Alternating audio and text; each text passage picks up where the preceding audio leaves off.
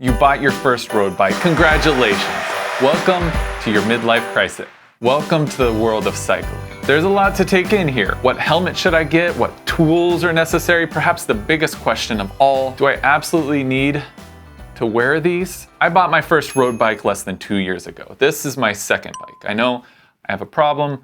You'll be here soon. The point is, I'm still new enough to remember how overwhelming everything felt, and I don't want you to feel overwhelmed. I'm gonna break it down as best I can. Here are the things you need after buying a road bike, nicely organized into 3 categories. What you need on your body, what you need on your bike, and what you need in your garage. Or for the 13.7% of you in the UK, your garage.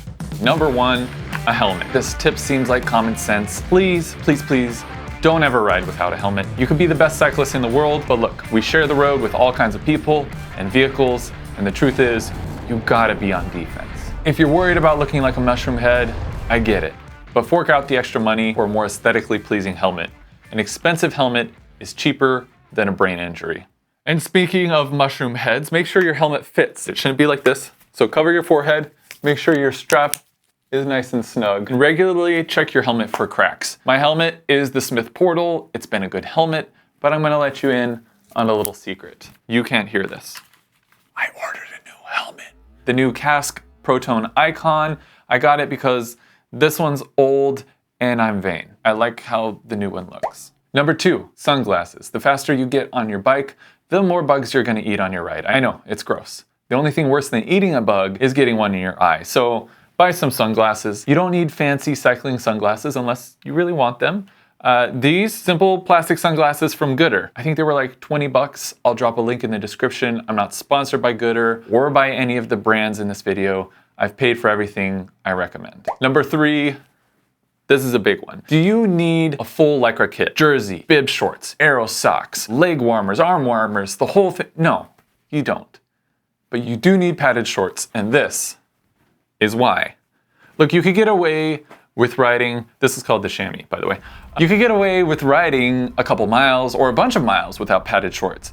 But as you get stronger and you ride further, it's gonna catch up to you. So do yourself a favor, save your butt, get some padded shorts. If you don't want the Lycra look, that's fine, I get it. Get yourself some mountain bike shorts. They look like regular shorts with the padding hidden inside. A little insight though, from someone who felt like you do now. If you're serious about road cycling, you're eventually gonna learn about this thing called marginal gains.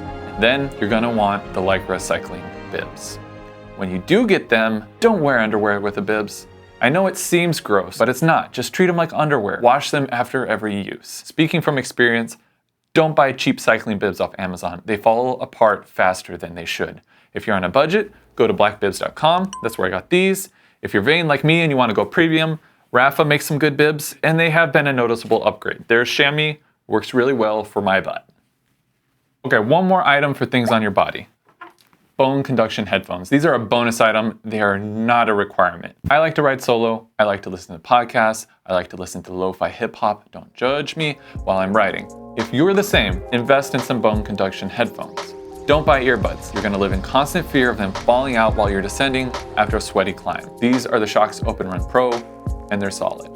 We're on to things you need on your bike. Number 1, water bottles. Get as many water bottles as will fit on your bike. You're gonna use them. A general rule is to drink 1 bottle of water for every hour you ride. So you might not need all of your water bottles on every ride, but as you begin to go further and longer, you'll be happy you had them. These are from a new company here in LA called Lead Out Los Angeles. I saw an ad on Instagram, I like the way they look, and I got them. Next up, saddle bag with inner tube and tools. Even if you're running tubeless tires like me, you should carry a spare tube and tools. I've been pretty lucky. I haven't had to use mine in 8,000 miles, and those have been 8,000 miles in LA, which is pretty much a miracle if you've seen the roads here. But I have run into other cyclists who needed a tube, and it's nice to have one on hand to share. And who knows when my luck is gonna run out, because it will happen someday, it's inevitable. My saddle bag is from Orucase. Inside is a regular butyl tube, multi-tool, a CO2 canister, and some tire levers. 13.7% of you understood that. Now I've got to put this back in. That is one thing that's kind of a pain. Before I do that though, bonus item, Taillight. Everybody should have a taillight, whether you're riding exclusively in the day or if you're riding day and night, doesn't matter. Get a taillight. If you want to be super fancy, You can be like me and upgrade to this Garmin Varia. It has a radar built in. It gives you a heads up when a car is coming. Not necessary, but it's nice. It's a luxury, but a really nice luxury and a safe luxury. So it's easier to sell to your wife. First thing you should get for your bike garage is chain lube. There's a deep rabbit hole of marginal gains when it comes to cleaning and lubing and maintaining your drive chain. Believe me, I'm in that rabbit hole right now, but you don't need to worry about that yet. Let me just give you the same advice the guy at the bike shop gave me on the day I bought my first road bike. Once a week, wipe down your chain with a microfiber cloth. Then put some lube on it, apply 1 drop at a time on the links inside of the chain, spin your crank a couple of times, you're good to go. I currently use the Muc-Off Dry Lube, which is good for dry climates like LA. If you're in a wet weather climate, you want to look for a wet lube. There's a lot more to it, but that's a good first step into the world of bike maintenance, which, by the way, the next thing you need, number 2, one of these, bike pump. Your tires are gonna lose pressure eventually. So this is from Topeak, the Joe Blow. I don't know, it's a weird name. Get a tire pump. After you have a pump, the next thing you should get, in my opinion, is a torque wrench. All over your bike, you'll see these numbers next to all the bolts. Those are torque ratings. You do not want to over torque your bolts. It can be a very expensive mistake.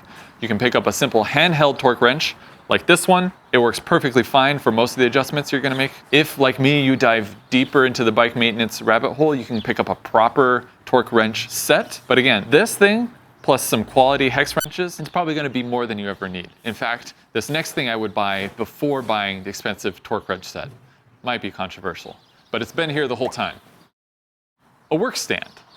A stand like this one from Park Tool, while expensive, makes cleaning and maintaining your bike so much easier. It's almost as good as taking your bike for a ride, which, by the way, it's the weekend and it's time for my ride. I hope this has been helpful.